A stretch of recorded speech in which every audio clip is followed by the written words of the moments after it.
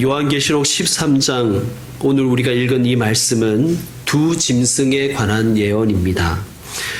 이런 흥미로운 혹은 괴기스러운 상징과 그림 언어 때문에 요한계시록의 독자는 자칫 길을 잃기가 쉽습니다.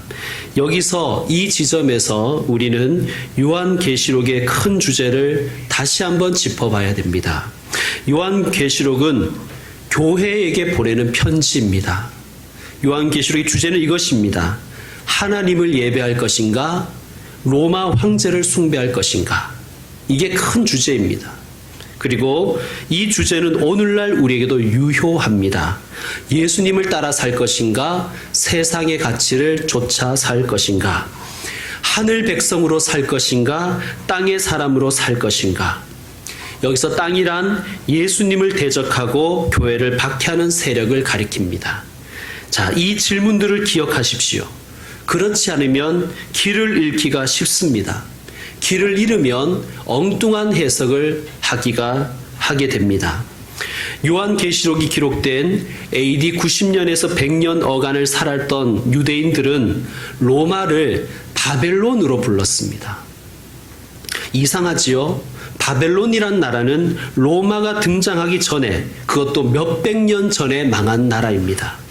그러면 왜 그 당시에 유대인들과 그리스도인들은 로마를 바벨론이라고 불렀을까요?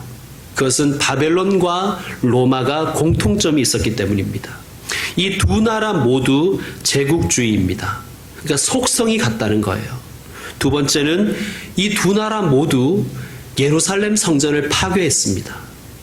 그리고 세 번째로 당시의 유대인들, 경건한 유대인들은 진지한 질문이 있었는데요. 그것은 이런 질문이었습니다.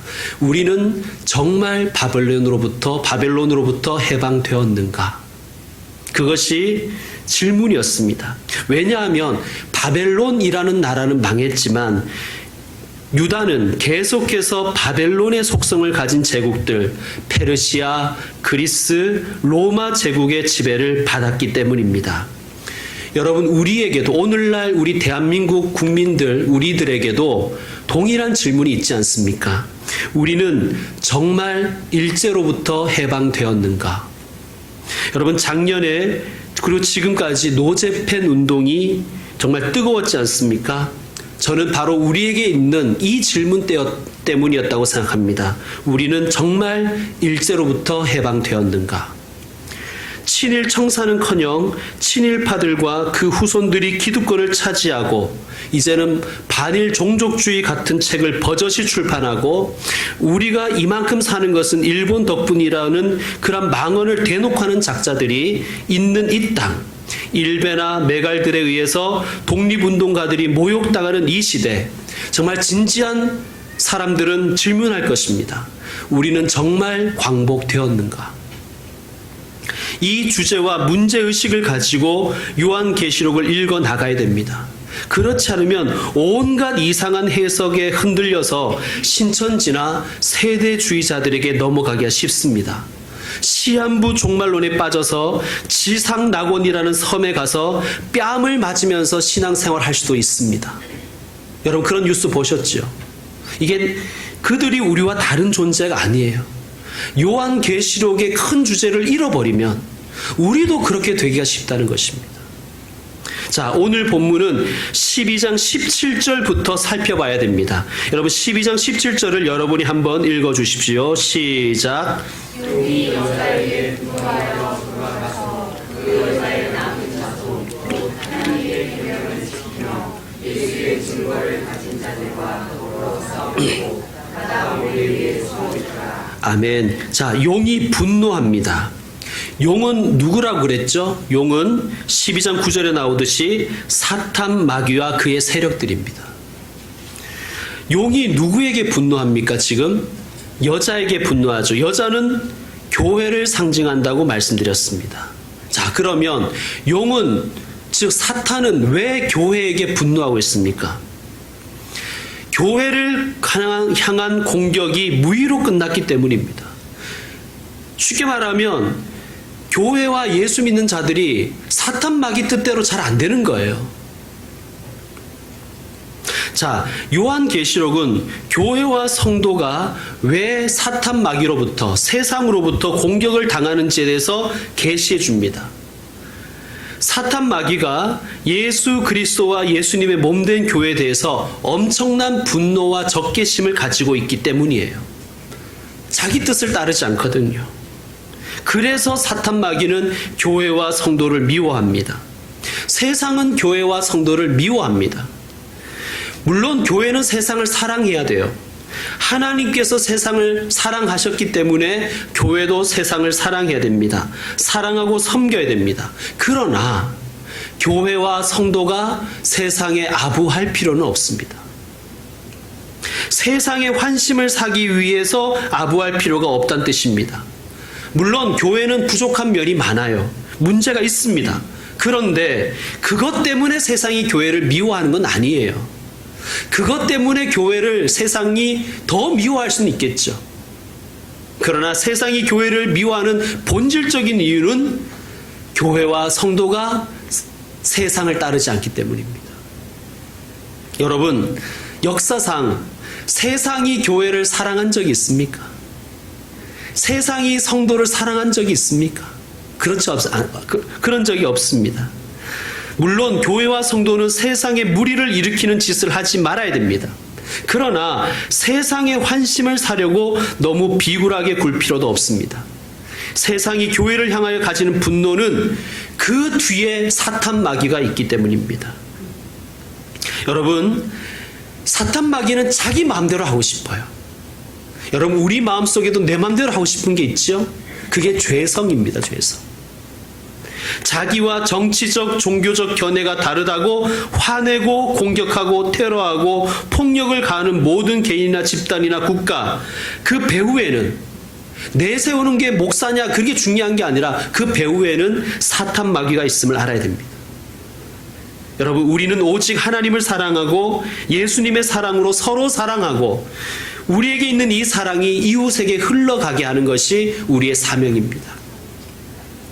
12장의 용이 마음대로 되지 않으니까 어떤 전략을 쓰냐 하면 13장의 두 짐승과 관계를 맺습니다. 자, 13장 2절의 중간을 보시면 이런 말씀이 있어요. 용이 자기의 능력과 보좌와 큰 권세를 그 첫 번째 짐승에게 주었다고 말씀합니다. 죄송한, 좀 안 추우시면 히터를 좀 꺼주시면 어때요? 제가 목이 자꾸 잠겨가지고 제가 죄송합니다. 일부 예배 때는 좀 옷을 두껍게 입으시고 계시면 좋겠습니다.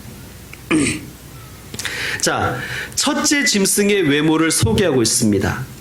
뭐라고 외모를 소개하냐면 내가 보니 바다에서 한 짐승이 나오는데 뿔이 10이요 머리가 7이라. 뿔이 10이고 머리가 7이래요. 여러분, 12장 3절을 한번 보시죠. 12장 3절. 하늘에 또 다른 이적이 보이니 보라, 한 큰 붉은 용이 있어 머리가 몇 개요?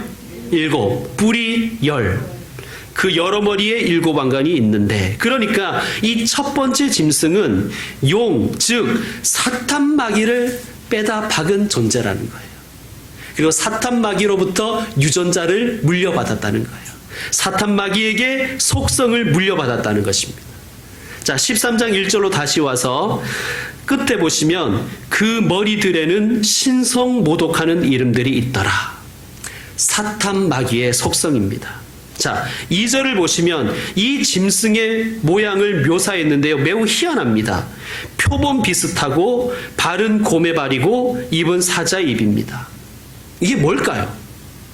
여러분, 이런 것을 이상하게 비유하면 안 됩니다. 혹은 토론에서 다수결로 정해서도 안 돼요. 이런 말씀은 성경을 통해서 어떻게 이것이 무엇을 뜻하는지 해석해내야 됩니다. 표범, 곰, 사자 이런 이야기를 들으면 여러분은 뭐가 생각나는지는 모르겠지만 요한계시록의 첫 번째 독자들은 구약 성경의 말씀이 생각났어요. 그 중에서 어느 말씀이 생각나냐면 다니엘서 7장 말씀이 생각났고, 여러분 나중에 한번 읽어보세요. 다니엘서 7장에는 네 짐승이 나옵니다. 계속해서 말씀드리지만 구약 성경을 연상시키는 것이 요한계시록의 방식입니다. 여러분, 우리는 난 놓고 이러면 뭐가 딱 그 다음에 딱 연상이 돼요. 난 놓고 이러면. 그렇죠. 기억자도 모른다. 이런 속담이 딱 연상이 되잖아요. 그런 것처럼 이 요한계시록을 처음 읽은 당시의 유대인과 그리스도인들은 우리보다 성경을 더 많이 사랑하고 성경을 익숙하게 여겼고 성경을 외우고 그런 사람들이었습니다. 그들은 이런 말씀을 들으면 구약이 딱 떠오른 거예요. 여러분, 우리가 12장 1절을 할 때 그런 얘기를 했잖아요. 해와 달과 별을 옷 입은 여인, 이러면 우리는 뭘까? 자유의 여신상인가? 막 이렇게 생각하잖아요. 그래서 그렇게 막 해석하는 사람들이 있는 거예요. 그런데 구약에 익숙한 사람들은 이스라엘이 딱 연상이 되었다는 거예요. 그걸 염두에 두고 우리는 이 말씀 읽어가야 됩니다. 자, 다니엘서 7장에 나오는 네 짐승은 무엇을 의미하냐 하면 4대 제국을 의미하는 거예요. 바벨론, 페르시아, 그리스, 그리고 로마 제국. 그것이 그렇게 예언되어 있습니다. 놀랍지 않습니까? 다니엘서에 예언된 대로 이루어지잖아요. 그러면 이 네 짐승, 이 네 제국의 특징이 뭐냐? 이 네 제국은 모두 하나님을 대적하고 하나님의 백성을 핍박한 나라들입니다. 이것을 짐승이라고 표현한 거예요. 다니엘서에서 말이죠. 그래서 요한계시록을 읽는 사람들이 짐승 이러면 다니엘서에 나오는 그 짐승들을 생각해냈다는 거예요. 왜 그렇습니까? 이렇게 물어보면 할 말이 없어요. 원래 그랬다는 거. 아까 제가 여러분께 난 놓고 이러면 기억자도 모른다 이렇게 연상했는 것처럼 말이죠. 그들의 문화와 그들의 역사와 그들의 종교적인 습관이 그랬다는 것입니다. 자, 그러면 첫 번째 짐승은 누구를 가리키는가? 모델이 누구인가? 누구냐 하면 네로 황제입니다. 네로 황제. 네로로 대표되는 로마 황제들, 그리고 로마를 가리키는 거죠. 그러니까 짐승은 어떤 제국이나 그 제국을 통치하는 황제를 의미하는 것입니다. 여러분, 우리도 이러잖아요. 잘생긴 사람 보면 이렇게 표현하잖아요. 야, 장동건이네, 장동건. 이러잖아요. 동의하는지 안 하는지 모르지만. 왜냐하면 잘생긴 사람의 표상이잖아요. 그러니까 이 첫 번째 짐승이 가리키는 것은 로마 황제인데 그 대표로, 모델로 누구를 얘기하냐면 네로 황제를 얘기하는 거예요. 당시의 교회와 그리스도인들에게 네로에 대한 트라우마가 심했습니다. 왜냐하면 이 네로 황제는 기독교를 공식적으로 박해한 첫 번째 황제이기 때문입니다. 그리고 그 박해가 너무나 참혹했습니다. 그래서 기독교인들에게 있어서 네로 이러면 그냥 트라우마가 있는 거예요. 트라우마. 자, 14절 끝에 보시면, 13장 14절 끝에 보시면 이런 말씀이 있습니다. 칼에 상하였다가 살아난 짐승. 이것이 첫 번째 짐승을 표현한 것인데요. 바로 네로 황제는 스스로 자기 목을 칼로 찔러 자살했다고 전해지잖아요. 그러니까 칼로 상하였다가 살아난 짐승 하면 당시에 요한계시록의 첫 번째 독자들은 네로 황제를 딱 연상했다는 거예요. 컴퓨터 이런 게 아니고 말이죠.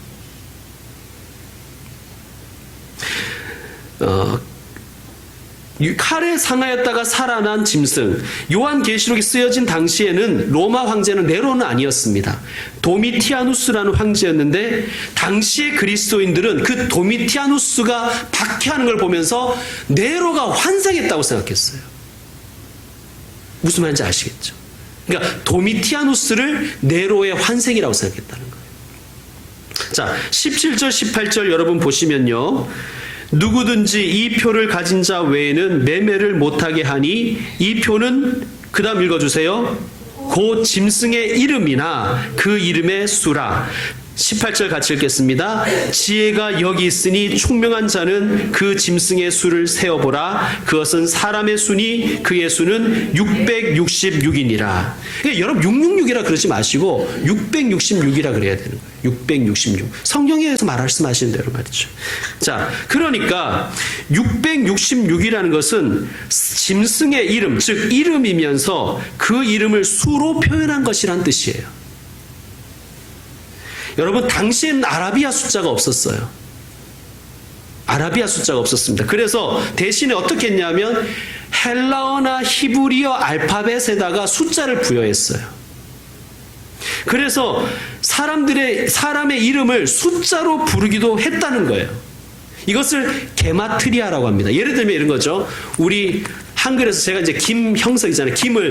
기억을 예를 들면 50, 이것을 100, 그다음 미음을 55라고 합시다. 그러면 저를 김이라고 불러도 되지만 어떻게 뭐라 그럴까요? 좀 이렇게 들키지 않고 좀 드러내지 않기 위해서 205 그 인간 이렇게 부를 수도 있다는 거예요. 그게 당시에 그렇게 사람의 이름을 불렀다는 거예요. 폼페이의 유적 중에 이런 낙서가 있다는 거예요. 나는 그녀의 이름이 545인 여자를 사랑한다. 당시에 이것이 아주 유행했던 방식이었다는 것입니다. 네로 황제, 이 네로 황제라는 단어를 히브리어로 쓰고 그 알파벳에 부여된 숫자를 다 합하면 666이었습니다. 그래서 666이라고 하지 않고 666이라고 불렀던 거예요. 이런 666 떨어져서 이 숫자 읽는 것은 아라비아 숫자가 나온 다음부터 그렇게 읽은 거예요. 그리고 네로 황제를 헬라어로 쓰고 그 알파벳에 부여된 숫자를 더하면 1332입니다. 666 더하기 666이죠. 그러니까 666 하면 우리는 막 베리칩일까 히틀러일까 뭐 유럽 연합일까 막 이렇게 온갖 상상을 다 해내지만 당시의 사람들은 네로 황제를 정확하게 연상했다는 거예요. 자, 11절 이하에는 두 번째 짐승이 나오는데 11절 이하에 한번 보시면 둘째 짐승의 주된 역할은 뭐냐 하면 첫째 짐승을 경배하도록 강요하고 부추기고 촉진하는 역할을 했습니다. 12절 제가 읽겠습니다. 그가 먼저 나온 짐승의 모든 권세를 그 앞에서 행하고 땅과 땅에 사는 자들을 처음 짐승에게 경배하게 하니. 여러분 요한계시록에서 땅과 땅에 사는 사람들이라는 것은 하늘과 하늘에 사는 교회와 성도와 대조적인 개념이에요. 그러니까 하나님을 예배하는 자는 하늘 백성이고 황제를 숭배하는 자는 땅의 백성이라는 거예요. 그런 구도를 여러분 이해하시고 읽어요. 땅의 백성이 뭘까? 막 이런 상상력을 발휘하시면 안 됩니다. 이 구도를 가지고 읽어가야 됩니다. 자, 이 둘째 짐승은 로마 황제 신전의 제사장이었습니다. 16절 함께 읽겠습니다. 시작. 그가 모든 자 곧 작은 자나 큰 자나 부자나 가난한 자나 자유인이나 종들에게 그 오른손에나 이마에 표를 받게 하고, 당시에 노예를 사면 노예의 이마나 오른손목에 도장을 찍었다는 거예요. 불도장을 찍었는데 그것은 무슨 도장이냐면 주인의 이름을 불도장으로 새겼다는 거예요. 왜 그렇게 할까요? 이 이름을 가진 이가 너의 소유자다. 마치 우리가 자기 소유물에 자기 이름을 쓰듯이 그가 누구의 소유인지를 확정하는 것입니다. 네로 황제를 숭배한다는 것은 네로의 표를 받는 것이며, 네로의 표를 받는다는 것은 나는 네로의 소유입니다라는 선언이에요. 예수님을 예배하는 것은 예수님의 인을 받는 것이며 그것은 나는 예수님의 소유입니다라는 고백입니다. 여러분, 그래서 누구를 예배하느냐가 그렇게 중요한 것입니다. 여러분, 우리는 그리스도인이죠? 여러분 대답 한번 해보세요. 여러분 그리스도인이십니까? 예, 그리스도인이라는 뜻은 그리스도의 사람이란 뜻이에요. 그러니까 우리는 그리스도에게 소유된 사람이라는 것입니다. 그래서 예수님을 예배하는 것입니다. 예배하면 드려주는 게 아니에요. 세상을 숭배하지 말고 오직 하나님만 예배하는 자가 그리스도인입니다. 여러분 올 한 해 예수님만 예배하며 살아가는 우리가 되기를 소망합니다. 자, 두 번째 짐승은 황제 숭배를 강요하고 촉진시켜서 그것으로 이득을 취하는 모든 세력들과 시스템을 의미합니다. 오늘날 하나님과 멀어지게 하는 모든 시스템, 우리로 하여금 예배를 등한시하게 하는 모든 상황과 환경과 조건이 둘째 짐승입니다. 오늘날 이런 둘째 짐승의 역할을 무엇이 하고 있을까요? 뭐 참으로 많지만 저는 스포츠도 그 중에 하나라고 생각합니다. 여러분, 현대 사회에서 스포츠는 사실상 종교예요, 종교. 여러분 어떤 스포츠를 좋아하시는지 모르겠지만 저는 야구, 배구 이런 걸 좋아합니다. 자, 수많은 사람들이 때가 되면, 정해진 시간이 되면 한 곳에 모입니다. 자기 돈을 내고 자기 돈을 헌금하고 경기장이라는 거대한 성전에 들어가는 거예요. 그리고 그 경기가 시작되기 전부터 찬양이 울려 퍼지는 거예요. 응원이 시작되죠. 막 자기 팀을 막 응원하는 응원가가 울려 퍼집니다. 예배전 찬양처럼 말이죠. 그리고 경기장에서 뛰는 선수들은 제사장인 거예요. 사람들은 제사장의 퍼포먼스 하나하나에 울고 웃습니다. 그리고 경기가 끝나면, 예배가 끝나면 대부분의 사람들은 집으로 돌아가지만 열성적인 신자들은 335 모여서 그날 받은 은혜를 막 나누는 거예요. 그날 이 선수가 이렇게 뛰고 저렇게 뛰고 막 나누는 거예요. 여러분, 오늘날 둘째 짐승이 누구인가? 여러분 각자에게 있습니다. 예배를 등한시하게 하는 것이 무엇인가? 자, 13절 14절 여러분이 한번 읽어주세요. 13절 14절 시작. 큰 기절을 심지어 사람들 앞에서 불이 하늘로부터 땅에 내려오게 하고 짐승 앞에서 받은 바 기절을 행함으로 땅에 거하는 자들을 미혹하며 땅에 거하는 자들에게 이르기를 하늘에서 살았다가 살아난 짐승을 위하여 사정을 하라. 아멘. 이 둘째 짐승이 큰 이적을 행했대요. 그러니까 우리가 집중해야 될 것은 이적이나 기적 같은 그런 신기한 일이 아니라 말씀에 집중해야 되죠. 그리고 14절에 보면 이 둘째 짐승은 무엇을 우리에게 부추기냐 하면 우상을 만들라라고 부추긴다는 거예요. 여러분, 새해에도 우리는 우리의 눈을 현혹하는, 그래서 우리의 마음을 주님께로 집중하지 못하게 하는 수많은 우상들 속에 살아갈 것입니다. 그리고 끊임없이 너의 우상을 만들라고 사탄 마귀는 부추길 것입니다. 그리고 우리 중 상당수는 그 우상에 쓰러질 것입니다. 자, 9절. 누구든지 귀가 있거든 들을지어다. 여러분, 성경에서는 특별히 예수님은요, 중요한 말씀하실 때 이런 표현을 잘 쓰셨습니다. 누구든지 귀가 있거든 들을지어다. 10절 말씀 다 같이 읽겠습니다. 시작. 사로잡힐 자는 사로잡혀 갈 것이요 칼에 죽을 자는 마땅히 칼에 죽을 것이니 성도들의 인내와 믿음이 여기 있느니라. 아멘. 너무 힘든 말씀이죠. 자, 7절을 제가 읽겠습니다. 또 권세를 받아 성도들과 싸워 어떻게 한다고요? 이기게 되고. 이 말씀은 교회가 패배할 것이다. 교회와 성도가 패하고 무참히 깨질 것이라고 유일하게 예언한 부분입니다. 이 요한계시록에서 말이죠. 여러분, 그러므로 13장은요, 짐승의 능력과 그 능력에 무참히 짓밟히는 교회를 예언하고 있습니다. 왜 이럴까요?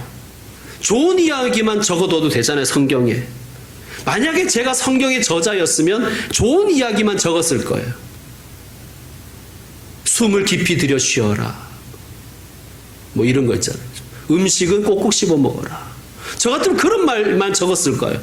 그런데 우리가 보기에 왜 이런 슬픈 이야기를, 이런 말도 안 되는 이야기를 성경에 적혀 있을까? 그것이 정말 하나님의 말씀이기 때문입니다. 왜 이런 말씀을 우리에게 주셨을까요? 하나님은 우리가 현실을 정확하게 인식하기를 원하십니다. 하나님은 우리 교회와 성도가 장밋빛 환상을 가지고 살기를 원하지 않으십니다. 정확한 상황 현실을 가지고, 현실 인식을 가지고 이 땅을 걸어가기를 원하십니다. 이 땅의 현실이 신앙생활하기가 녹록지가 않습니다. 하나님만 예배하기가 쉽지가 않습니다. 그러므로 우리에게 필요한 것은 인내와 믿음입니다. 여러분 다시 한번 10절을 보시면 참 무서운 말씀이잖아요. 사로잡힐 자는 사로잡혀 가라. 칼에 죽을 자는 마땅히 칼에 죽어라. 그러나 성도들의 인내와 믿음이 여기 있느니라. 그런데 이 인내와 믿음의 근거가 있어요. 8절 말씀입니다. 여러분 8절 말씀 읽어주십시오. 시작. 죽임을 당한 어린 양의 생명책에 창세 이후로 이름이 기록되지 못하고 이 땅에 사는 자들은 다 그 짐승에게 경배하리라. 아멘. 자, 이 말씀 여러분 저와 여러분에게 주신 하나님의 말씀입니다. 생명책에 이름이 기록된 자는 인내하고 믿음을 지킨다는 거예요. 근데 인내하지 못하고 믿음을 버리는 자들은 창세 전부터 생명책에 이름이 기록되지 않은 자이라는 거예요. 여러분, 생명책에 이름이 기록된 자는 인내와 믿음으로 이 녹록지 않은 현실을 버텨낼 것입니다. 그러나 생명책에 이름이 기록되지 않은 자들은 다 짐승에게 경배할 것입니다. 사로잡힐지라도 칼에 죽을지라도 생명책에 자기의 이름이 기록되었음을 믿는 자들은 이 땅에 녹록지 않는 현실을 보는 것이 아니라 천국을 바라보고 그 천국을 믿고 소망하며 인내로 살아낸다는 것입니다. 이 말씀이 저와 여러분에게 주시는 말씀입니다. 이제 말씀을 마무리하겠습니다. 여러분 혹시 최영미 시인이라고 아십니까? 서른 잔치는 끝났다라는 그 작품으로 유명해진 시인입니다. 이분이 문단의 거물인 고운 시의 성폭력을 고발한 괴물이라는 시를 썼다가 고운 시인으로부터 손해배상 청구 소송을 당했습니다. 이 고운 시인은 노벨 문학상 후보에 오르내리는 대시인이었어요. 문단에서는 권력이었습니다. 그래서 문단은 침묵했고 심지어 고운을 엄호했습니다. 그러나 1, 2심에서 법원은 최영미 시인의 손을 들어주었고 고운 씨는 상고를 포기했죠. 그래서 12월 3일 최영미 시인의 승리가 확정되었습니다. 그때 기사가 또 많은 사람들이 이렇게 표현했어요. 계란으로 바위를 깼다. 그런데 최영미 시인은 거기에 대한 그런 평가를 거부하면서 이 다음의 시로 자신의 말을 대신했습니다. 제가 읽어드릴게요. 나는 내 명예가 그의 명예보다 가볍다고 생각하지 않는다. 무슨 상을 받지 않았지만 무슨 상 후보로도 오르지 않은 계란으로 바위를 친 게 아니라 바위로 계란을 깨뜨린 거지. 우상을 숭배하는 눈에는 보이지 않겠지만 썩은 계란으로 쌓아 올린 거대한 피라미드를 흔든 건 내가 아니라 당신들이었지. 바위로 계란 깨기 중에서. 여러분 666은 바위 같고 세상은 바위 같고 우리는 계란처럼 보이십니까? 천만에요. 우리는 계란이 아닙니다. 반석이신 예수 그리스도와 하나 되었으니 우리가 바위입니다. 우상을 숭배하는 눈에는 666이 거대한 바위처럼 보이겠지만 실상 그것은 썩은 계란으로 쌓아 올린 거대한 피라미드일 뿐입니다. 올 한 해 우리가 계란이 아니라 바위임을 세상에 흔들리지 말고 오히려 세상을 흔들며 사는 그리스도인임을 예배로 증거하며 살아가시는 복된 한 해 되시기를 축원드립니다. 기도하겠습니다. 2020년 그리고 우리의 평생 오직 주님만 섬기며 주님만 예배하며 주님만 따라가기를 소망합니다. 억울한 환경 속에서도 어떤 환난의 비바람 앞에서도 마치 계란으로 바위를 치는 것 같은 조건 속에서도 주님이 우리와 함께 계시며 선한 능력으로 우리를 인도하심을 믿게 하옵소서. 반석 되신 예수님과 함께 또 예수님을 의지하며 우리가 바위이며 우리가 반석인 것을 믿고 세상이 썩은 계란 피라미드라는 것을 알고 믿음의 행진을 계속하게 하여 주옵소서. 성도의 인내와 믿음이 필요한 시대를 살고 있습니다. 인내하게 하시고 끝까지 예수님을 신뢰하게 하여 주시옵소서. 예수님의 이름으로 기도드립니다. 아멘.